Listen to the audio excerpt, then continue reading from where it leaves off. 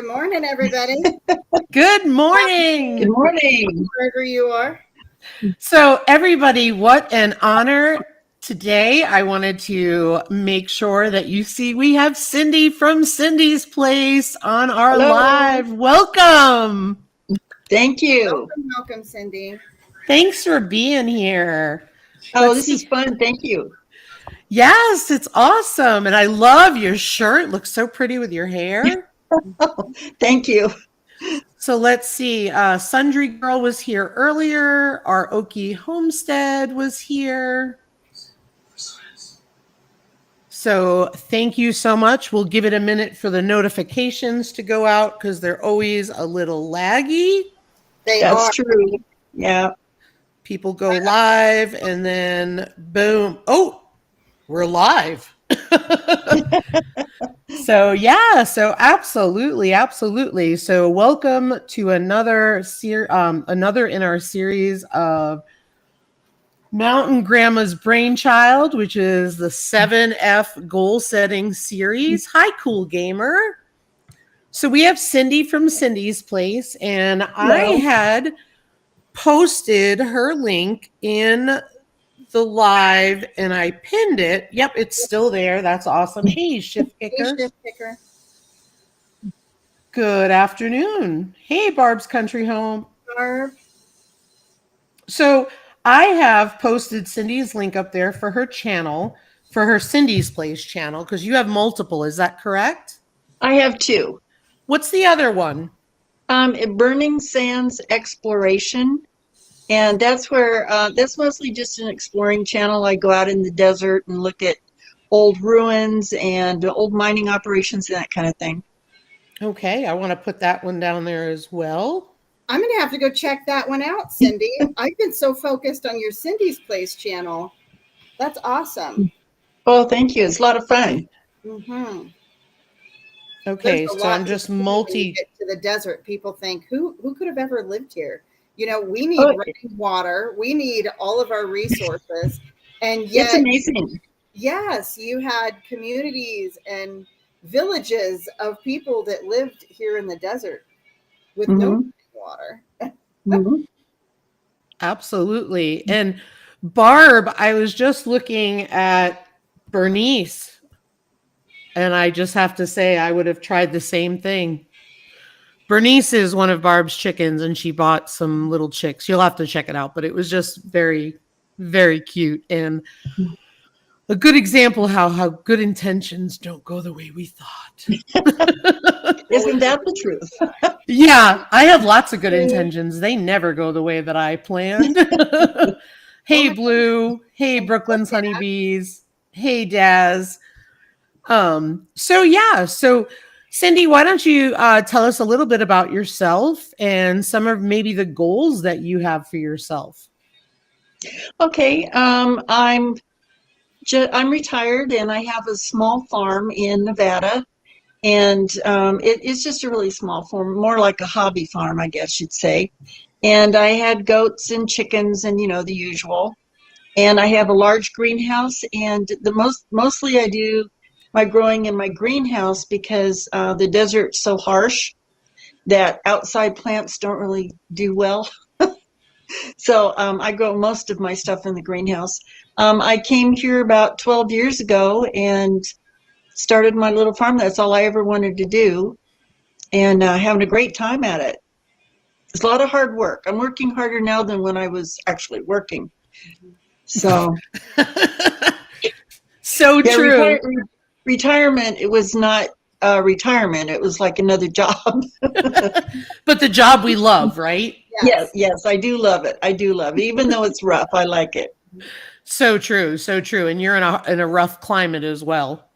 Yes, very rough climate. Hello, Devil Dog. Welcome in. So do you feel comfortable sharing what you have on your farm there? Sure. Like I said, I have the large greenhouse, and I do try to grow some things outside, like sunflowers I can grow and that kind of thing. I just sold my herd of goats, which I cried for a week because they were all my babies. How many did you sell? Pardon? How many did you have that you sold? I had 10, and some lady bought them all. Wow. So, but they were getting a little older, and so am I. Mm-hmm. Yep. And they were large goats. They were Nubians, but they were huge. Mm-hmm. And to try to trim their hooves and things like that, they weighed more than I did. Mm-hmm. And it was getting to be a little bit too much for me. Mm-hmm. So I sold my goats. And I have chickens, and I have 2 large dogs, and mostly just doing farming right at the moment. And I'm putting in some wheat, which I'm real excited about. Oh, exciting. That is exciting. Yeah. I think, quite honestly, and I'm sorry because I have to multitask while we're doing this. And so Okay. I really love that, you acknowledge that it was getting to be too much and you had to make a hard decision, right? And you missed them. Yeah. And I think that's huge and honorable, right? And I'm going to say why, because it goes back to my loss video, right? Because people talk about, oh, well, if you process animals, how can you love them? Or I don't know how you do that life, or I don't know how you do that. We have to make hard decisions. And to me, that's a hard one, right? That was hard. Yeah. Because you have to acknowledge that your strengths and your weaknesses and your limitations, and you have to be realistic, because otherwise you can get physically hurt. Exactly. Yeah, it was getting to be too much, and I always told myself that when it got too hard, it's not fair to the animals to not be properly taken care of. And I always told myself when it got to a point where I couldn't do it, and I'm not going to ask others to do it for me, because I don't think that's fair, that I would get rid of the herd. So that's what it came to. So it was rough, and I didn't want to get rid of them because I loved them, but it was time. And Nubian goats, for those of you who may not realize, hello, Kicking It with Harold and Friends, thank you. Nubian goats are large. Yes. They are very large. They're actually the breed that I was interested in, and I'll tell you why I didn't get them. I don't want to be chasing goats. I want Nubians because I want milk and I want the high cream content, right? That Nubians are known for. Right. But there's a lot that goes into that and keeping the milk flowing, so to speak. And I'm not willing to do that. I'm just going to be honest. Yeah. So that's why I stick with pigs. You know what I mean? But it's hard because I see you and I have commented back and forth about seeing animals and saying, I want them all. Oh, absolutely. But it's not realistic. I think that the pheasant thing, now I'm doing it because my husband wants them and because he's graciously let me get whatever animal I wanted and my heart desired. I don't want the pheasants. They're crazy. Just want to throw that out there while he's not home. We built that pheasant pen, and Cindy, I don't know if you've ever watched it, but I watched all these videos on flight pens for pheasants, and these people were going in there. They're crazy. I'm deathly afraid to go in there now. They're going to go flying at me. They are wild. They were wild babies too. Yeah, that. I don't know much about pheasants, but I've heard that. They're crazy. So fast. Like under 2 weeks old, they were jumping out of the brooder. Oh gosh. Flying around my garage. And I have a room in my garage that has 2 doors. So we literally had to close the 2 doors to keep them where they are. So it's like, it's insane. And it got to the point where I said to Ryan, I was like, yeah, if you want them to be fed and watered, I'm going to need a little help. Because I'm tired of texting you from the garage that there's pheasants all over the house. Anyway, I digress. Sorry. Let me just go back and say hey to everybody. The pheasants get me going. They're going to be tasty, but they get me going. I'm glad Ryan has this huge, huge net. Devil Dog said, I'm telling him. Yeah, that's all right. He'll be home for lunch soon. He'll be the stranger walking behind me shortly. I always laugh because somebody said that to me one time in a live stream. They were like, somebody just walked in your house. Are you okay? Hey, Bro Cowgirl. Hey, Nora the Stock Explorer. Hey, everybody who came in. If I missed you, I'm sorry. Kiki, hello, Urban Girl Gardening. Thank you. Hey, Mon's Family Homestead. I'm trying to post links too, guys. Oh, this is funny. Mon's Family Homestead. We were in South Dakota in 2009 on a trip, school for me. We had one fly in front of our camper and poof, feathers everywhere. Oh, yeah, I bet. Well, I am convinced that I am going to open that door and they're going to fly out. I'm convinced. So I'm probably going to have Ryan stand outside the door when I feed them at night. Whereas my crazy turkeys, they're too busy pacing the fence looking at the big old beastie meat birds. You almost need one of those things, like a thing that comes down as like a cone so they can't come back up. And then maybe like a pair of rubber gloves that you put your hands into to Yeah, look at what Nora said, accidentally on purpose. Oops. No. Actually, Nora, I have to try not to because if you think about it, the price of them and then all the feed we've got into them and then all the work on the pen, even though we could use it, we've got to. Ooh, I think he's home. Shh. Well, yeah. I have a funny story. I have a funny story about ducks. I had about 12 ducks, and I let them run free on the property, and they had a pond, and they were just happy as could be for about 2 years. And then I have trouble with predators out here, coyotes and mountain lions and that kind of thing. But they were loose, and one night, my dogs usually bark at everything. I mean, they're big dogs, they're guard dogs, and they let me know if something's around. And they were quiet, never heard a sound. The next morning I went out to feed the ducks, no ducks. There were no feathers, there were no body parts, there was nothing to indicate anything got them.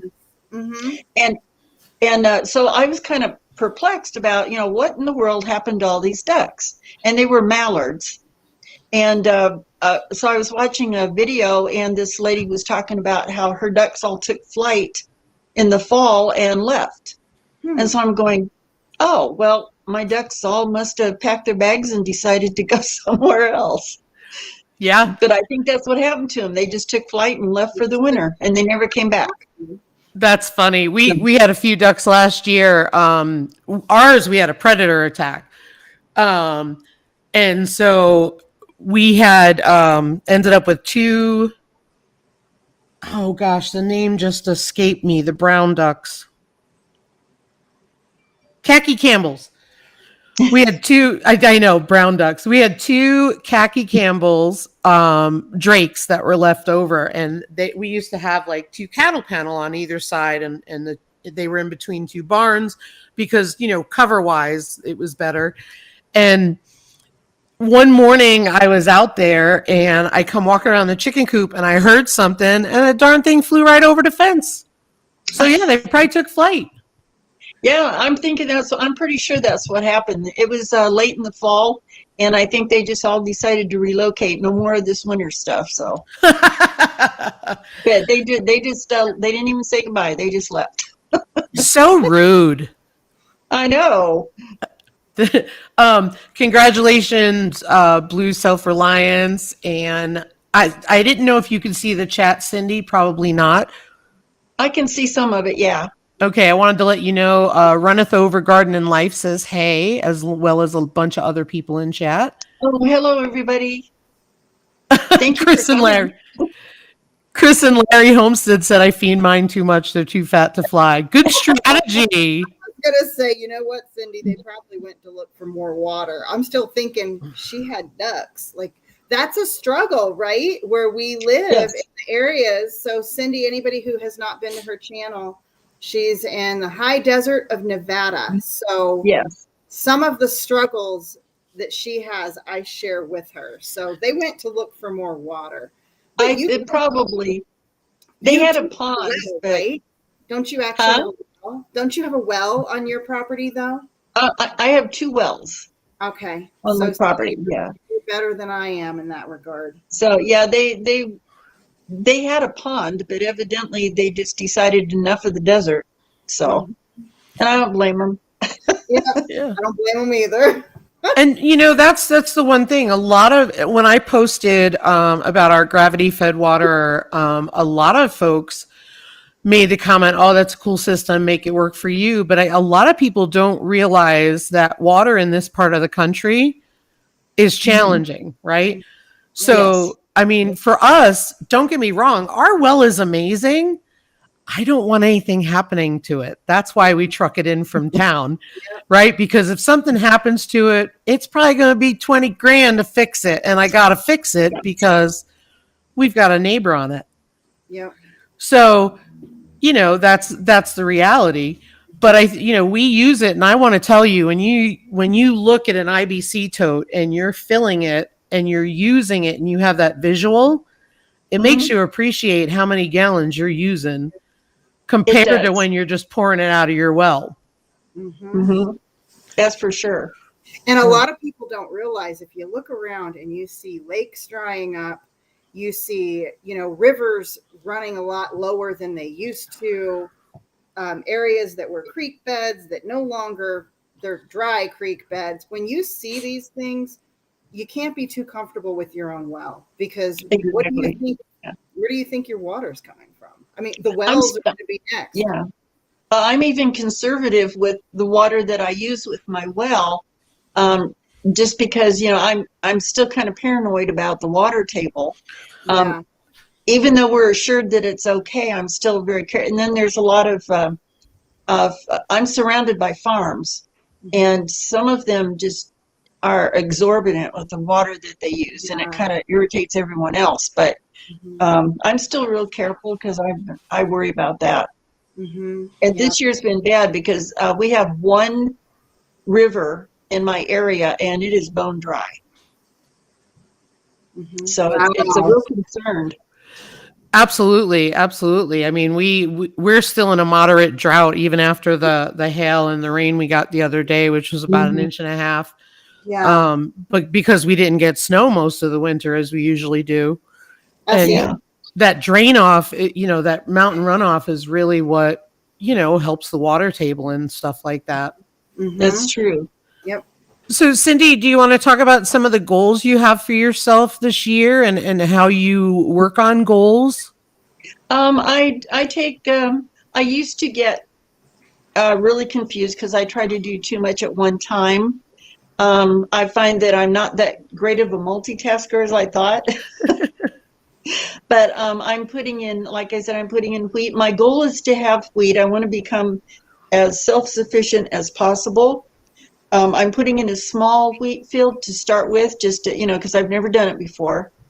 And I have a grinder and everything that I need. And out of about a 10 by 20 area, you can get 3 pounds of flour. And I do have all my prepping. I've got a ton of things prepped, but I wanted to grow the wheat. I've got the well. I put hand pumps on all my wells, so you can hand pump water. It's tough. You get a workout, but you can do it. Yeah. But my goal is to become completely self-sufficient. I've got the animals that I need for food, and I've got the egg. Chickens are so useful, as you know. And for meat, eggs, they help you till your garden, basically. And then I've got the dogs I've got guard dogs because I'm here by myself. And just basically to become even more self-sufficient as possible, to help my neighbors. I've organized a prepping club for the area around here, and we can all share and help each other out if it came to that. And That's awesome. we share we share ideas. There's a lot of people that are real interested in the herbal medicines now. So I've started a class on herbal medicines so they can take care of themselves and help grow their own as well. And my herb garden is getting quite extensive because I want to grow my own medicinal plants, because maybe there come a time when you can't order what you need. Yep.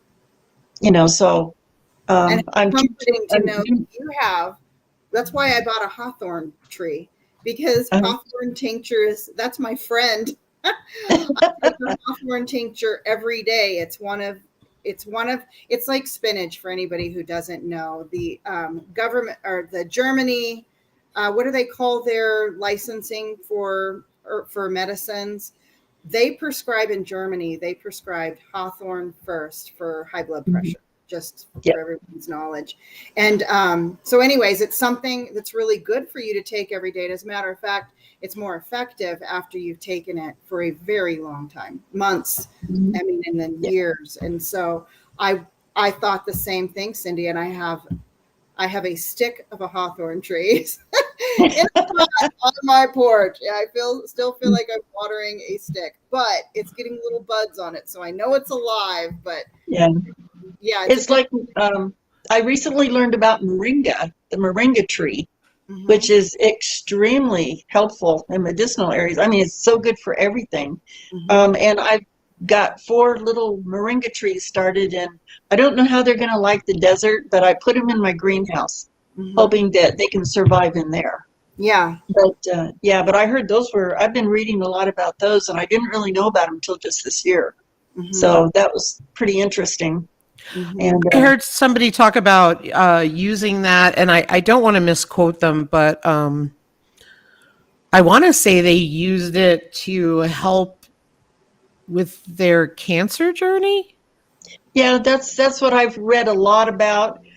There's actually been documented cases that I've read. I contact the Office of Science and Humanities a lot, get a lot of information from them. And there have been studies where they think the Moringa actually is, it's not only a deterrent for cancer, but it does help the symptoms. They're not going to come out and say it cures it yet, but I have heard people say that it cured the cancer, but I don't know. But it is very helpful with the cancer. I don't think they'll ever announce that it cures it. Let's be real. No, they're not going to, they don't want to cure it. I believe they have cures, yes, but they don't want to. It's not cost effective. Exactly. And for anybody who doesn't know that's in the chat, like at all, with FDA mandates, you cannot make any medicinal claims. And if you do, you have to have the clinical research to back it up, which is costly and timely. And so there's not enough money to be made in these natural herbs that are available to all of us. So there's no drive for the pharmaceutical companies to pay for the clinical research. Like, it costs a lot of money to do that. Right. There is a website called greenmedinfo.com that actually combines all of the research done from different countries. They translate the medical journals, and you can go on there and you can read medical journal articles of research that's been done in other countries, which is awesome. That's one of my go-tos for data. But greenmedinfo.com. greenmedinfo.com. Yep. Yeah, they're a great resource. Yeah. But yeah, I try to, I don't have an herbal license, and I don't want one because they're extremely costly. It's the same as having a medical practice. And I don't really want to go there. I just want to be a farmer. Yeah. And you're talking about that registered, you can get an RH designation that's much like an RN. Yeah. And you get that. There's one place in the country, but it's a registered herbalist. I don't know. It's not like a federally funded kind of thing. There actually is no license available for herbalists, but there is this huge organization that you can get an RH from, but then you've got to go to, you've got to have so many hours of treating patients and things like that. Right. And I don't want to be a doctor. I just want to. Yeah. Unless you're a naturopath, then that's, naturopath would be the ND. That's like the MD. There's so many people know enough that you don't need to have that to know what you know. Yeah. I do a lot of study. I read a lot of books. I have a whole library of herbal medicine books, but I like the ones that are written by doctors who actually have studied these things. And I will help anyone. I'll give them the information and let them treat themselves, because I'm not going to be a doctor. Yeah. I do help my family, with their, if they have something going on, but, and plus I don't want the responsibility of, a lot of people think that an herb is an herb, like, oh, they're not going to hurt you, take as much as you want. But I actually know a lady that actually killed herself by taking too many of the herbal medicines, thinking that, it's not a supplement. Some of these medicines are real, actual medicines, and a lot of people don't take it seriously. So they'll take things and actually harm themselves. Can you give some examples of that? Yeah, I'm curious too. Of what you can harm yourself with? Okay, What you well, harm yourself with? Can you start there? Huh? Can you I'm start? sorry. Can you start with what she actually took?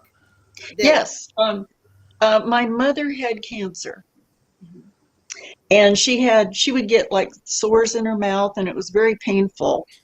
And she asked me if there was something that I had that could relieve the painful mouth sores. Golden seal is actually very good for that. And so she would make a cup of tea and let it cool, and then just rinse her mouth really good with it. And it did actually help heal some of the sores in her mouth and made it feel better. It's like an anesthetic kind of reaction.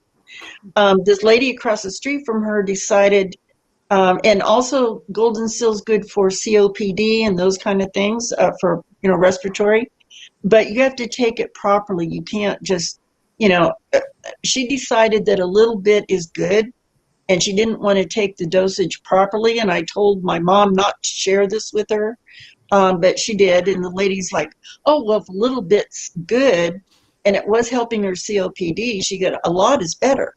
So she was just chugging this all day long and ended up dying of blood poisoning from the golden seal. And the thing is, golden seal tastes awful. It does. It tastes horrible. Oh my gosh. It is the most horrible thing ever.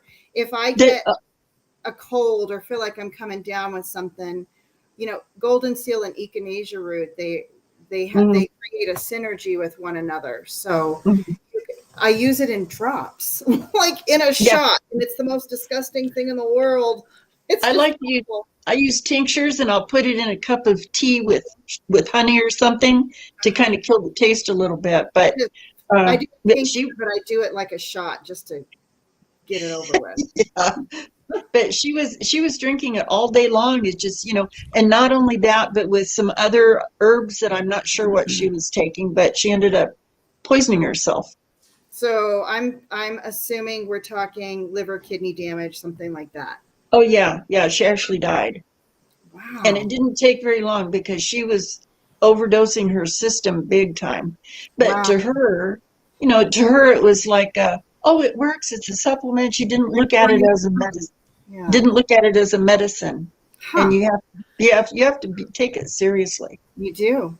Absolutely. Absolutely. Hey, Doing Better with Mariah. Hey, Itty Bitty Homestead Committee. Hey, Art and Adventure with Tasha. That's the thing. So between herbalism and foraging, right? Those are two things I don't really dabble in. And I'm going to tell you why. I don't know enough about it. Right? And I know that I could dabble in it the wrong way and die. You have to be careful, and you really have to do a lot of research. You can't just go, oh, I'm going to make this and drink it, because you don't know what it's going to do to you. Yeah. But the thing is too, Cindy, some of us are interested in it. We have fun studying that stuff. And I do. I love it. If it wasn't fun for me, I wouldn't. We only have so much time in our lives, in each day, to invest into something to better our skill set, to do what we got to do the dang thing, all of this stuff. And for me, the studying piece of it, I enjoy studying herbal medicine. But for somebody who doesn't, I can totally get it, Lisa. Like, what do you do? I do. Yeah. I have two books that are super valuable to me, because one is a book on herbal contraindications for both diagnosis, like contraindications for indications, like diagnosis, like people that are pregnant or have high blood pressure or whatever should not take this. And it's also a contraindication books for medicines. So I really like that. If you know your class of medicines, you're golden. And then I have a professional desk reference. It's like this big, huge, fat book on herbs. And I always look things up in there when I'm thinking about taking them myself. And if I didn't have them and I wasn't interested, that would be a challenge for sure. And I'm not opposed to them at all. It's just that it's not one of my passions, but there's nothing wrong with that.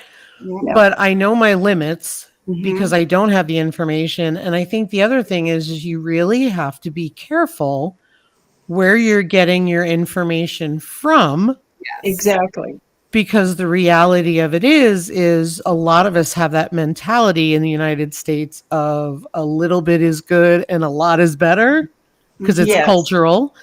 So I think it's the key of knowing what you're doing. And for me, I don't always have the patience. I'm just being honest. And so what's going to end, I look at a chicken, I know it's a chicken. Right? I don't want to look at a morel and worry about the morel not being a morel mushroom. Mushrooms are one thing that scare me. I don't get into the mushrooms because I don't know, like you said, I don't know enough about them, and I just don't want to go poison myself. Hey, there is one though that I found in our forest, and I didn't harvest it because I didn't need it. But I researched it, and it was called a red-belted conch, which is a funny name. It looked a lot like the reishi, but it was not a reishi. It did not look like it was a reishi. But when I researched it, there are no poisonous reishi lookalikes. There are no poisonous red-belted conch lookalikes. If any of you, a reishi gets like this huge and it's got rings, and none of those are is what I did find. I still didn't harvest it. I still didn't use it because, and I can't even remember what it was good for. I just knew I didn't need it. I did not need that. I could leave that, let its spores spread, grow, develop, whatever. I know where to go if I ever feel like I need what that had. And now I don't remember, but you can look up, if ever anybody's looking at foraging, my goodness, look up the poisonous lookalikes before you convince yourself you know what it is. Absolutely. And if it has a lot of them, I wouldn't even fool with it. I mean, unless you've been on an herb walk. Yeah. Go ahead, Cindy. Oh, I'm sorry. My grandchildren have been real interested in, we've been trying to do some foraging here in the desert. I don't have a lot to forage from, but there are some things. Yeah. And so I take my grandchildren out and teach them about things like that too. And so they're learning, what they can eat and what they can't eat. And they're just all into it. I'm just really proud of them all. I mean, kids are like sponges. They just want to know everything. That's so awesome. Isn't it awesome when our kids start to develop an interest for the things that we've been telling them about for years? I tell my daughter if they want something or need something, throw it in my Amazon cart and then I'll get it for you. So I'm in my Amazon cart and I saw she had put some herbal books in there. And I'm like, hey, listen, Mama, it's about time. Well, when my kids that don't live close my grandchildren that don't live close come to visit, they either want to learn about herbals or make a medicine, or they get a big kick out of making lip gloss and that kind of stuff too. So we have, my kitchen's full of these little munchkins making all these little things, and they just absolutely love it. Yes, I'm waiting on the grandbabies to do that with. Oh my gosh, that's going to be so fun. I need more, but my kids won't cooperate. October, so I'm hoping. I just keep telling you just keep having them babies, honey. You just keep having them babies. You guys are going to have a little baseball team. Or, well, my youngest son has 7 now, so. Wow! Oh my gosh, yeah, he's got awesome. Yeah, he's got 7 now. He runs a farm and he makes them help him. So that's a good thing. Yeah, right. They're learning farming. That's a good thing. That's a good thing to learn. It is. So what are some of your other goals for this year? Like I said, I'm doing the prepping groups, And for me, I'm doing the weed. I'm trying different varieties of things that might be a little more. I like the perennial things. I'm trying to do more perennial plants. I was very pleased. All my herbs that I planted last year, they came back with a vengeance this year. I mean, it's just the plants are amazing. So I was like very happy about that. And I'm trying to get involved with some of the homeschooling.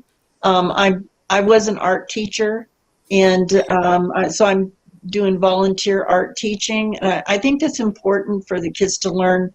Mm-hmm. A lot of schools are leaving it out now. They leave out music, they leave out art. Yeah. I think it's important for the kids to have that as well. Mm-hmm. You know, it's good to have book learning, but you've got to use your mind and your imagination. If you're not using your brain, you know, you can book learn all you want. You should consider setting up like a membership for your channel where people can join to get the art. They have to be a member to do the art classes. Oh, that'd be awesome. Online for the kids. I mean, because I homeschooled 2 of our 4 kids, the 2 youngest ones. I homeschooled them, and I knew somebody who was an art teacher, and I did take them to her for art classes. Totally did that. I felt the same way. I had thought about that too. That's one of my goals I want this year, is to try to get a community art group where I can actually teach some art to the children. And I taught at a middle school for several years, and I just loved it. And the kids had the greatest time. So, you know, they get to be they want to do ambitious things. So it was kind of fun with them. Yeah. So with your prepping community that you're establishing and working with there, is it? I'm just kind of curious, like the format of that, just in case anybody in the chat wants any ideas on how to do that, because that's one thing you hear about, like in the prepping community is, you know your people, know your mag, exactly, know who has what skills. Like, you know, you can have people that are retired that are nurses, things that are like that. Mm-hmm. Right. Maybe people who have veterinarian skills that you don't have. People you call on and ask questions. Are you guys are you doing this virtually? Are you meeting once a month? Are you? I know actually what it started out with was myself and a couple of other people that I know here in the area, and we would go to breakfast every Friday, and we would exchange ideas and stuff. And they said, why don't we start inviting more people? We'll make this a regular, like a 1-month thing. And we have like 30 people now that come in from the outlying areas that come into our prepper meeting. And we have speakers, we take turns. People with certain set skills will teach and speak at our meetings, and they're like 2 hours long, but people really get into it. And these are things that we need to know for survival skills. And so, and then we have an open forum where we can just all talk about what we need. If we need to know something, does somebody know? And they could, it's just passing around information. That is awesome. Yeah. I love it. Hey, Jeff and Tammy at the Gypsy and the Vanilla Gorilla. Hi, guys. Gypsy Vanilla Gorilla. So my name's Tammy. My brother is Jeff. So when I hear you guys, I won't forget your names. That's funny. I've heard Jeff and Tammy in a totally different context my whole life. Jeff, Tammy, get in here. That kind of So Cindy, how do you feel you do with balance and managing everything you have going on in your life and your goals and what you just talked about, your little community there, and the grandkids? So how do you handle all of that? I just try. I'm a big organizer. I like everything organized. I like I'll set goals where I'll sit down and write down, like, okay, within 2 weeks, I need to have this done. Within a couple days, I need this done. I prioritize. I'm just always have been that way. I organize everything. Of course, when the grandkids are here, a lot of that organization goes out the window, but They're just like, oh no, Grandma, let's do this. But it's really great. And then I try to keep my sanity, I think is that's why I do my desert exploration, because I can walk out in the desert. I could be out in the desert all day long by myself a lot of the time, just exploring and looking at things and doing my videos. And that's kind of like my sanity keeper. And then when I'm home, it's like, and then I have one granddaughter that's quite the entrepreneur. And she started going to craft fairs with me when she was 3. Aww. And she's 13 now, so she has her own booth and she does her own thing. Wow. But yeah, wow. she keeps me busy. She's quite a go-getter. And so now she's roped a couple of her cousins into helping her out with her booth, and they're just little business people. Awesome. But, yeah, but and I like to teach them as much as I can. Teach them about the animals. What I don't know everything, but what I do know, I'd like to impart onto them. And they're all being homeschooled now. And the reason for that, they were all in public school, and they started having problems with some of the things that, and we're really big on teaching them about the Constitution. We're all ex-military, so we're a little more regimented on that kind of stuff than a lot of people are. And so we were teaching them the Constitution, what your freedoms are. We teach them how to handle guns properly. We all go shooting together, and doing everything that we can to teach them to be safe and proper in everything that they do. And we want them to know about their freedoms and the Constitution and stuff. So their teachers at school, though, were kind of being too, I hate to say anything political, but frankly, they were just way too liberal. And then my daughter, her deciding about the homeschool was my 6-year-old grandson came home one day, and I was over at their house, and he goes, Grandma, am I really a boy? And my daughter goes, that's it. We're not doing that. And so, she doesn't want the kids to be confused. What they are is what they are. What they grow up to be is what they grow up to be. Right. But that's their decision. You don't start on a 6-year-old in school confusing them about gender stuff. And to me, that's wrong. I'm not against anyone who is gay or LGBT or whatever. I'm not. As a matter of fact, I have a very good friend who is, I love her to death. She's a great friend, but that's her. But don't teach my 6-year-old grandson to question what he is, when they're 6. I think there's a lot of benefits that can come from homeschooling. I mean, outside of, that whole topic. Oh, yeah. But it doesn't take as much time. You can teach the kids life skills. You can do all that. So it sounds like you're engaged with their homeschooling. So it sounds like probably you're teaching the herbal medicine about the animals, about the gardening. I teach them as much as I dare teach them at a young age. I don't want them using things improperly, with the herbal medicines and stuff, because I want them to, I teach them just a little bit, to where they're getting acclimated to it, but not to where they can actually make anything to do themselves harm, because they're still young. You can't let a 10-year-old make medicine and dispense it at her discretion, because they just don't know. Mullen. Yeah, but what we're doing, I'm teaching them about the plants mostly, and then and the benefits of the plants. But to actually make medicine, I keep that for the older children. Yeah. And the younger ones want to make something, so we make lip gloss, we make wound salves and things like that, to where they're not going to harm themselves. Yeah, that's a good call. But if you teach them the skills and they learn that, they learn the respect for the power of what you're teaching them and the power of the risks involved. And we think it's a good idea for them all to know about farming and about how to grow your own food. And even if they don't grow up to be farmers, they have the skill. And, if things do get bad, at least they have an idea of how to take care of themselves. Yep. And a lot of kids, like city kids, not all of them, but a lot of them, if you take away their telephone, they're going to have a meltdown. And they'll sit on the curb and starve to death because they don't know what to do. Mm-hmm. So I think we should all children should know basic life skills.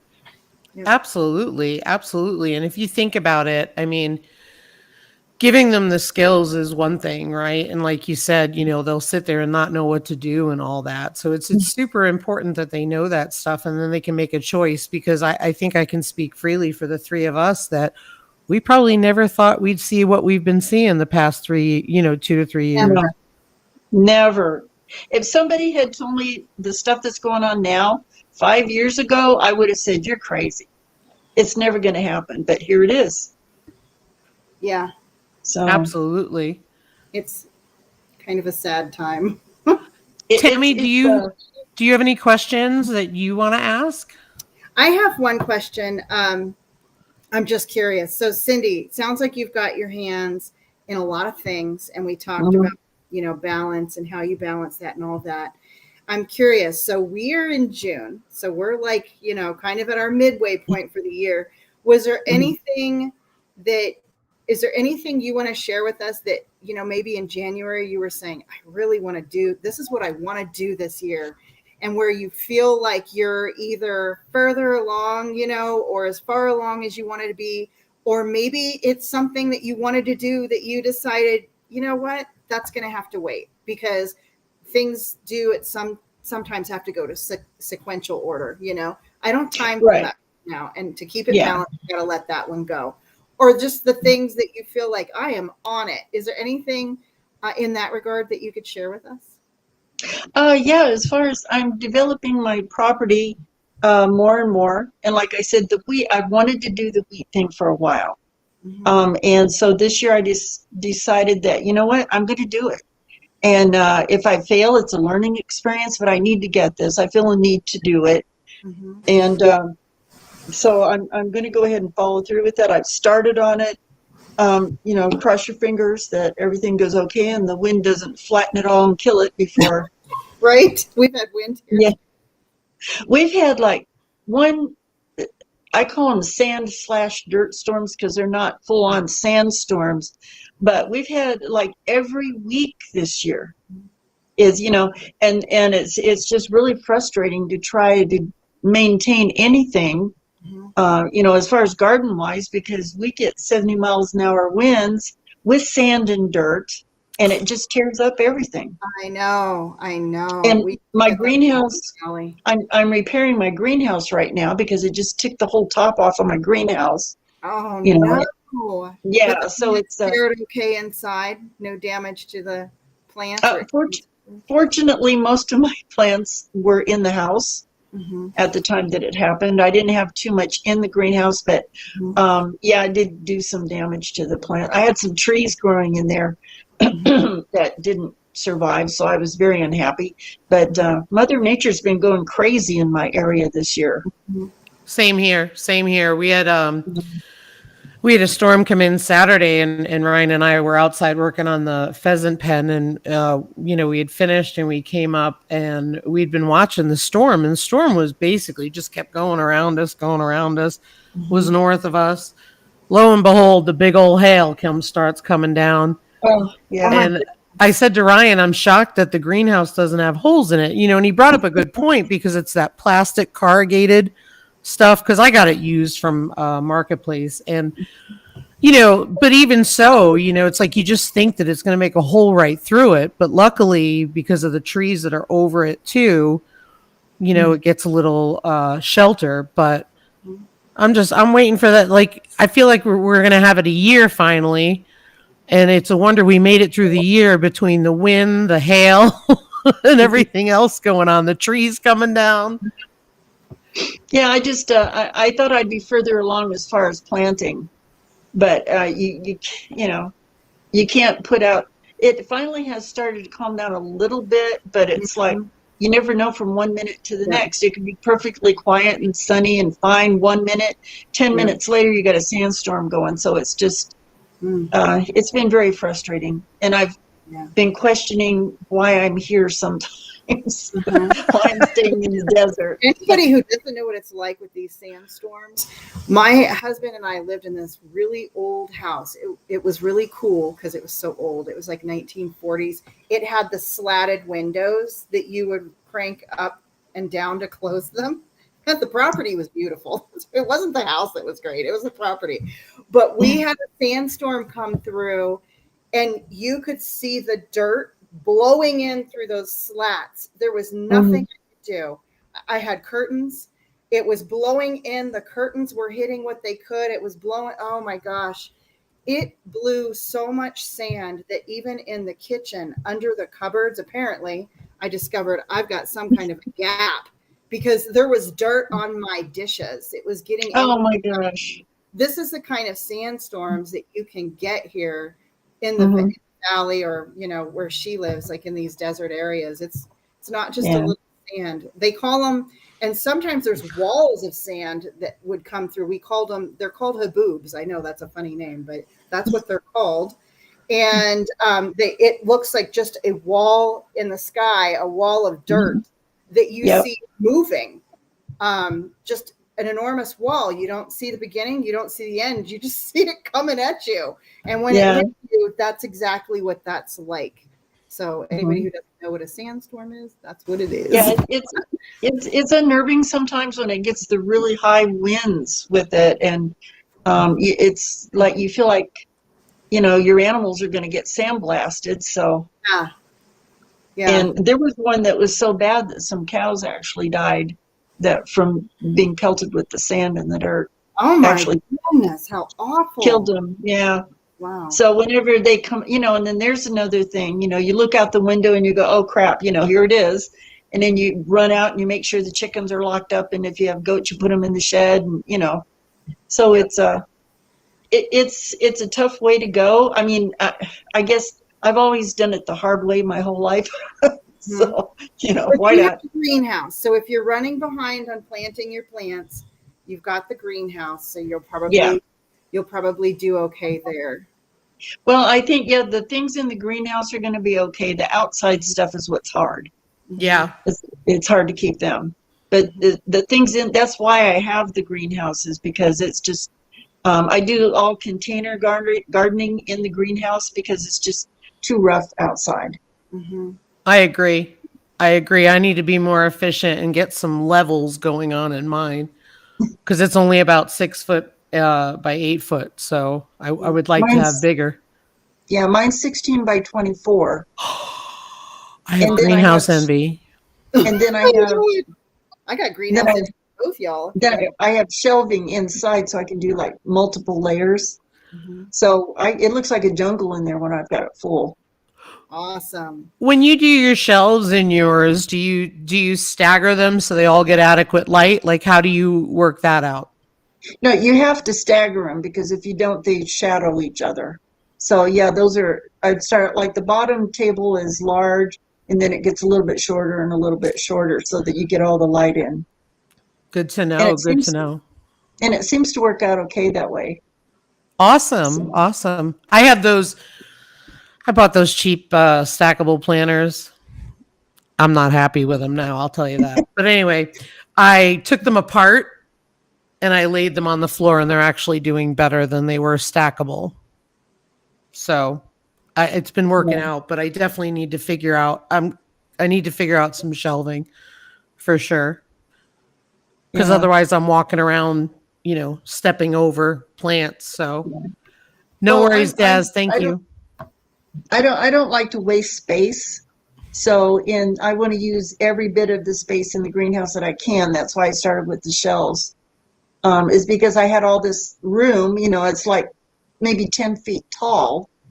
So I had all this room and everything, and I'm going, pretty soon I'm hanging pots from the rafter, and then I'm going, well, that's not good enough. I need to use more space. So it's like I just filled it up. Smart lady. Because I can't stand just the wasted space. Yeah. Yeah, no, I totally get it. And that's where I'm feeling right now. I'm not liking the wasted space. Anybody in the chat have any questions for Cindy's Place? We've had a great live with you today. Well, thank you. Thank you.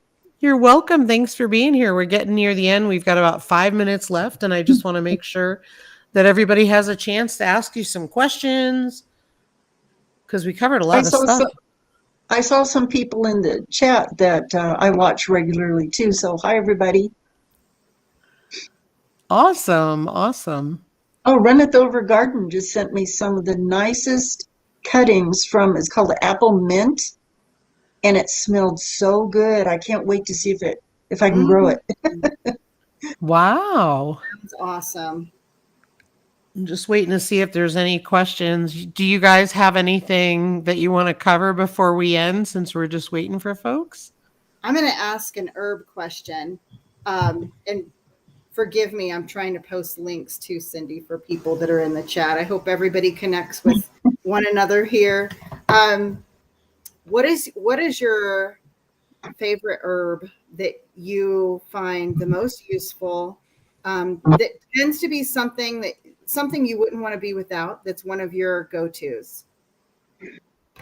Oh, see, I have a couple. I use a lot of the echinacea. Mm-hmm. And the golden seal is one of my favorites as well. And I'll tell you why, is because the golden seal is really good for my animals. Mm-hmm. If they get, it's super good for like eye infections or that kind of thing, or skin infections for the animals. So I had a duck that how do you use that? Because that is not something that I have done before. I had a duck that it got wet feather disease, if you're acquainted with that. No, do tell.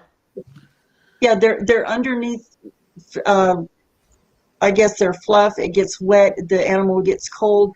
They usually get some kind of equivalent to pneumonia in a human, and it's usually pretty fatal.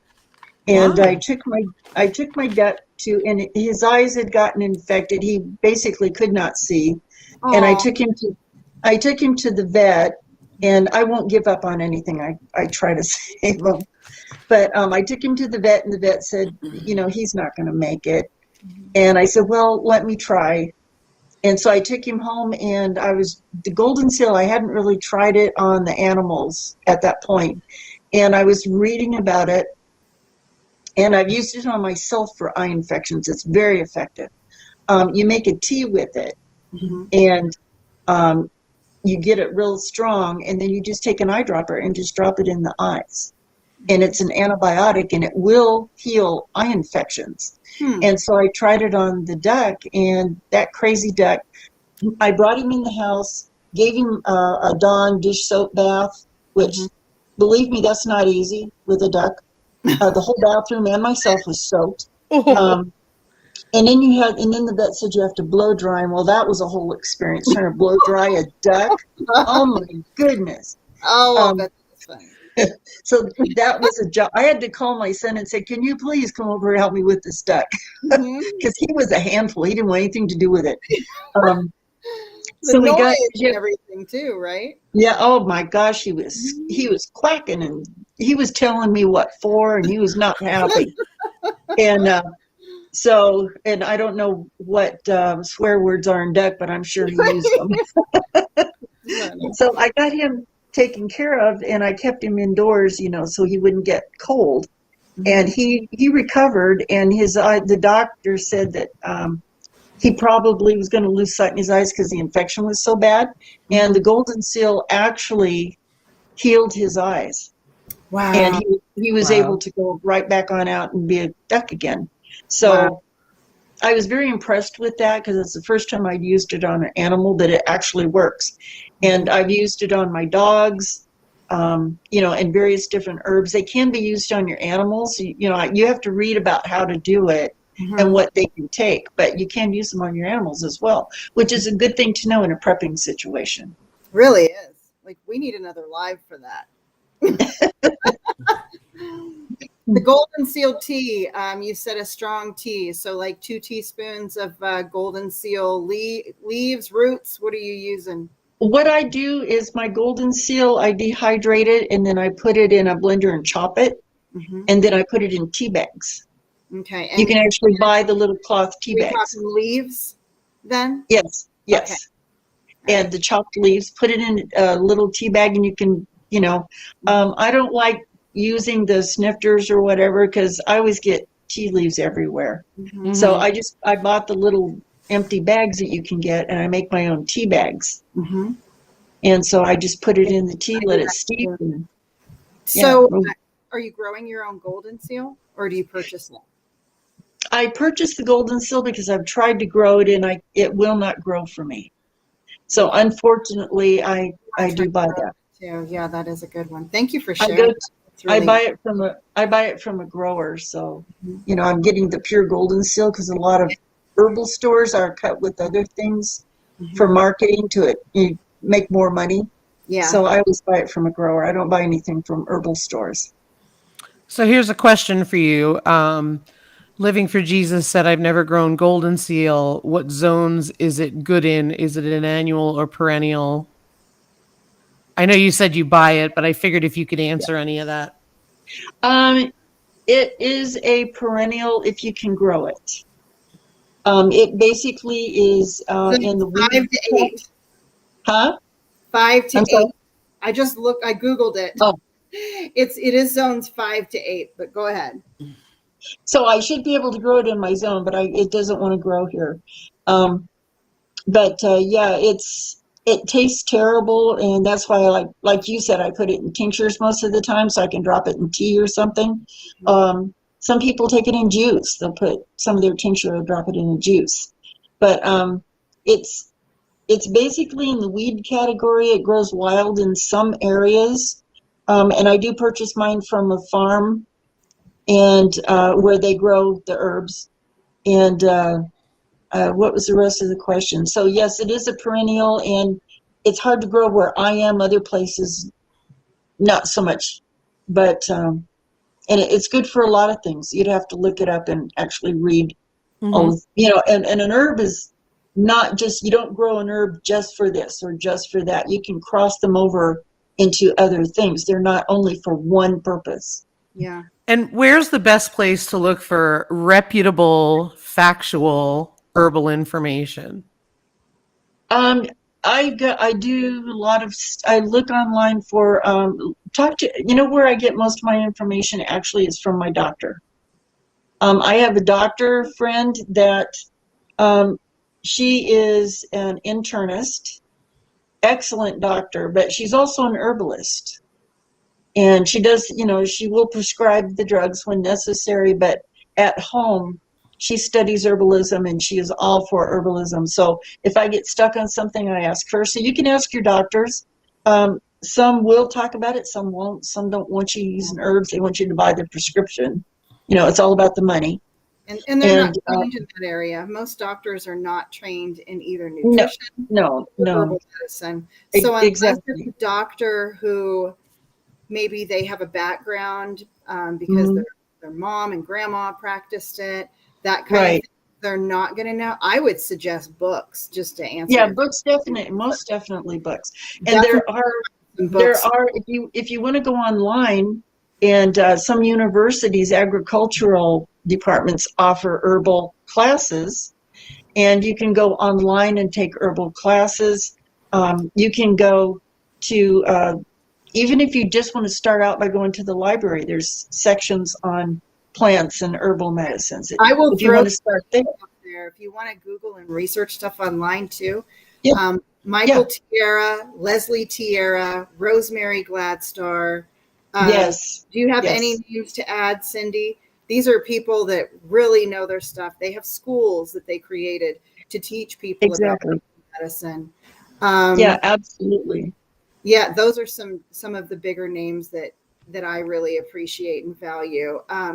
There's also one, Carter Park Kolsa, and I can't even tell you how to spell it. That's Ayurvedic medicine. He's another one. But there are some really good ones out there. And I love to talk with people like you, Cindy, to see how do you use these herbs? What is your firsthand experience because I know how I use them. And even when you're studying, if it's like anything else, for anybody who really is in animal health and things like that, when we study or we listen to a conference or whatever, we're honing in and really grasping those things that are near and dear to us that are going to impact our life. And it's those extra things we might not catch. We might not use them for that. So I always say, it's interesting to hear how people use herbal medicine and their experience. And then, do your own research. But it's great to hear about what you use and how you use it. So thank you for sharing. If I could go on for hours and hours talking about herbal medicine. I need to do it live. I'm so excited about it because it's like, God gave us everything we need. We just need to learn how to use it. Great point. Well, ladies, we are over our time for today. And I just want to, again, thank you, Cindy from Cindy's Place, for being here. And thank you. We appreciate all the knowledge and the information you brought here today. Thank you so much, Cindy. It's been great chatting with you. I have loved it. Thank you very much. All right. Well, everybody, we are going to say goodbye. And again, I will put Cindy's Place link is in the description. I will also put her other channel in there. Could you say your other channel name again so that way everyone hears it? And then after this live, I'll add it in. Yes, it's Burning Sands Exploration. And Perfect. It's just me going out in the desert being a desert rat. That's all. Well, I will make sure I put that one in there as soon as we're done here. So thank you so much. Lizards. Lizards, whatever. I like that though. That's good. Yes. Well, have a great day, everybody. Thanks for being here. Take care, everybody. Goodbye, everyone. Thank you.